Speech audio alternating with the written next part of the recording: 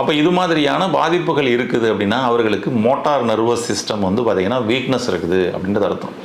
ஆனால் அதுவே வந்து பார்த்திங்கன்னா வந்துட்டு ஒருவருக்கு கை கால் எல்லாமே நல்லா மடக்க முடியுது, நீட்ட முடியுது, பண்ண முடியுது. ஆனால் வந்து பார்த்திங்கன்னா அங்கே வந்து உணர்வே இல்லை. அங்கே தொட்டு பார்த்தோம்னா உணர்வே இல்லை. ஊசியை வச்சு குத்துனா உணர்வே இல்லை.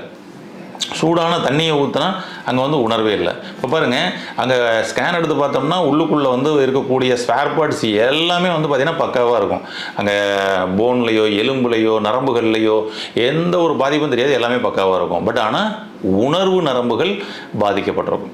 அந்த உணர்வு நரம்புகள் மட்டும் பாதிக்கப்பட்டிருக்கிறதுனால என்ன ஆயிடுச்சு, இப்போ ஸ்பேர் பார்ட்ஸில் எந்த விதமான தேய்மானங்கள் எதுவுமே கிடையாது, ஆனால் உணர்வே இல்லை அப்படின்ற நிலை ஏற்படும். இப்போ இது மாதிரி வந்து இன்றைக்கி நிறைய நபர்கள் வந்து பார்த்திங்கன்னா இந்த பாதிப்புகளுக்குள்ளே இருக்கிறாங்க. இப்போ இந்த நரம்பு மண்டலங்களை மட்டும் பலப்படுத்தணும் அப்படின்னு சொல்லி சொன்னோம்னா அவர்களுக்கு இந்த மோட்டார் நர்வஸ் சிஸ்டமும் சென்சோரியல் நர்வஸ் சிஸ்டமும் சூப்பராக வேலை பார்க்க ஆரம்பிச்சிடும். அப்போ அவங்களுடைய இயக்கங்கள் எல்லாமே வந்து பார்த்திங்கன்னா எளிதாகும்.